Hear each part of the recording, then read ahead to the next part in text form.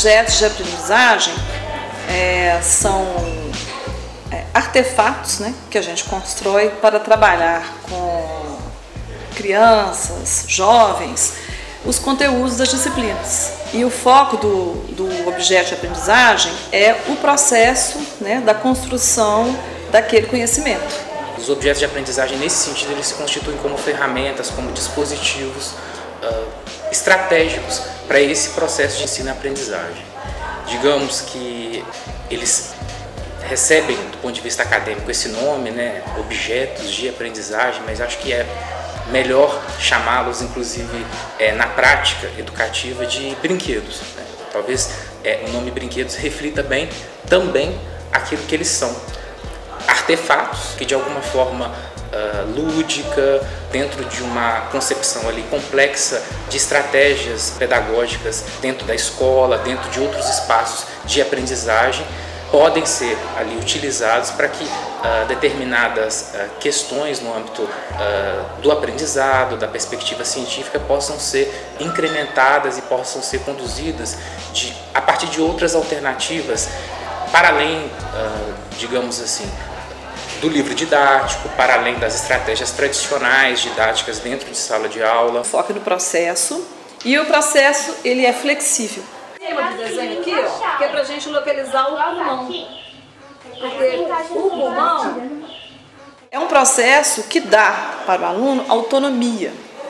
E alguns alunos, vou te falar, a grande maioria, não está acostumado com isso. Ele está acostumado, olha, hoje nós vamos trabalhar o conteúdo tal, vocês vão fazer o exercício tal e a prova vai ser dia tal.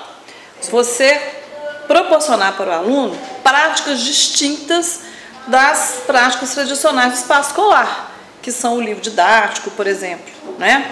O caderno, né? Você proporcionar para o aluno outras práticas com outros materiais, onde você coloca o aluno ali no coração do processo da construção, da abordagem daquele conhecimento que você quer trabalhar. A partir das questões que vão emergir ali na sala de aula, das demandas dos próprios alunos e alunas, das necessidades que vão ser impostas a partir dos conteúdos específicos nas várias áreas de conhecimento, seja nas ciências humanas, seja nas ciências naturais, ou podemos dizer assim, nesse trânsito aí das áreas de conhecimento, vão surgir diversas demandas e diversas questões para serem tratadas e que muitas vezes os livros didáticos não dão conta.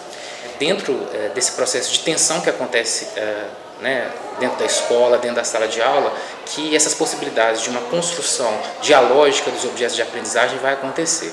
Então, digamos assim, a partir de um problema científico específico, a partir de uma questão ali que pode emergir de um ponto específico do conteúdo, pode-se trabalhar ali a emergência dos objetos de aprendizagem. Acho que a principal dica é a gente sair da caixinha. Eu sou professor de biologia, eu sou professor de física, sou professor de química. Com quais áreas eu posso dialogar para poder construir e conceber esses objetos?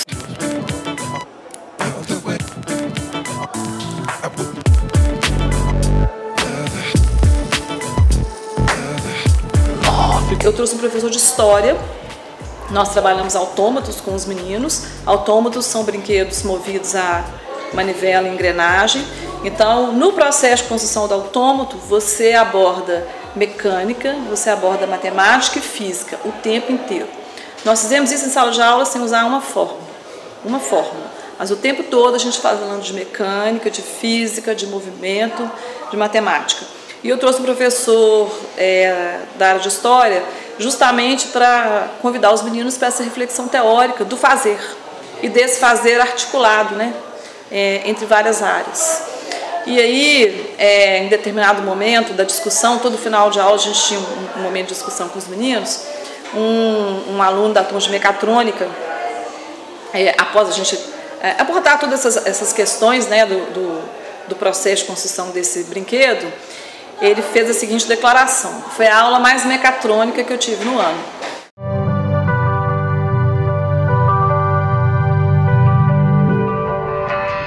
E aí é que surgiu o projeto que se intitulou Cefet MG, do Cabana do Pai Tomás ao aglomerado da Serra, conexões entre ciência, tecnologia e educação. Então, para simplificar toda essa história, Sofia. Além da simbologia do próprio nome, tem uma relação com as áreas de conhecimento que estão envolvidas como os eixos do projeto, que é a sociologia, a filosofia e a artes. Então, por acaso, nós nos encontramos nos corredores do Cefet, conversamos e trocamos ideia, né? Nós ambos estávamos escrevendo para o mesmo edital, e aí resolvemos nesse encontro unir as forças, já que estávamos pensando em ações de popularização da ciência em duas comunidades, né? Eu já estava, o meu projeto, ele já estava quase que 90% já delineado, com objetos de aprendizagem. E o professor Braulio com ações relacionadas à educação e saúde, né, que são hortas comunitárias, compostagem, trabalhar com a questão do lixo, das epidemias. Então, nós articulamos uma coisa com a outra, né? Para as ações de educação e saúde previstas pelo projeto do Braulio, eu articulei objetos de aprendizagem que pudessem dialogar com essas ações. Pegando um pouco essa demanda da comunidade do Cabana, mas que também a Cláudia já tinha identificado lá na Serra, a gente dividiu um eixo, que é o eixo 1, saúde, meio ambiente e tecnologia, que é um eixo que trabalha muito com a noção de saúde, a noção de meio ambiente como questões que estão ali correlacionadas, a saúde como um estado ali, né, de bem-estar e que tem profunda correlação com essa relação com o meio ambiente. A partir desse eixo, algumas atividades elas foram pensadas, como dar alguns exemplos, atividades vinculadas à popularização da ciência, à divulgação da ciência, num trabalho conjunto e compartilhado, por exemplo, com centros de saúde, que é uma etapa que a gente ainda vai desenvolver, ações específicas de educação ambiental na comunidade. E o meu objetivo desde o início era trabalhar com as crianças, né? E trabalhar muito a questão processual. E era o mesmo objetivo do Braulio. O projeto tem 2 eixos, educação e tecnologia, e o outro eixo, saúde, meio ambiente e tecnologia, né? Quer dizer, tecnologia de onde nós falamos aqui, nós somos uma instituição de ciência e tecnologia, e tanto eu como o Braulio já trabalhamos a questão da divulgação científica já há muito tempo.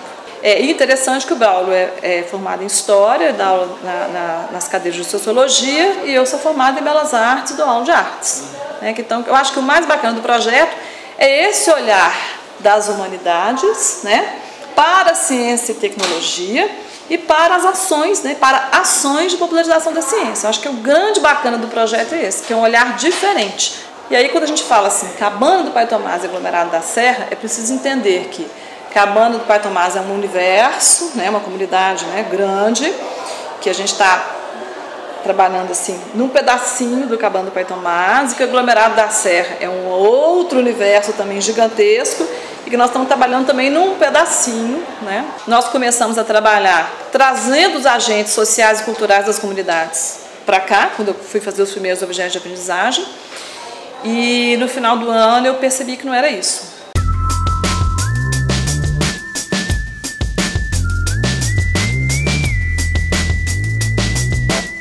Que eu teria que ir com a minha equipe, com os meus bolsistas, com os professores, para as comunidades. Então esse ano está sendo muito legal. Não dá para a gente dialogar com a comunidade sem estar na comunidade. Então todo o material textual nosso é em formato de rap. A caixa torácica é a proteção que molda a favela onde fica o coração. E todas as vielas eu vou te dizer então como é o esquema, explica cada função de todo o sistema. É contraditório, sistema respiratório. Tem partes nesse aqui que também tem no digestório. A boca é uma delas, mas não foca nisso não. O astro do sistema com certeza é o pulmão. E te conto mais, tem as fossas nasais, narina, faringe, laringe e ainda cabe mais. Nariz onde começa toda a respiração, dos blocos que terminam pra fazer circulação. Favela humana, e com sistema somos todos dessa forma. Favela humana, somos iguais e isso é o que importa. Favela humana, e com sistema somos todos dessa forma. Favela humana, somos iguais e isso é o que importa. E então eu estou aprendendo com eles a fazer rap, né? E estou aprendendo com eles também a fazer objeto. Talvez a primeira dica que eu dou para se pensar os objetos de aprendizagem também como não apenas objetos, mas também como artefatos tecnológicos construídos socialmente ali dentro do processo de ensino-aprendizagem, talvez seja isso, de captar essas questões que estão envoltas ali, não apenas na sala de aula, mas fora dela também.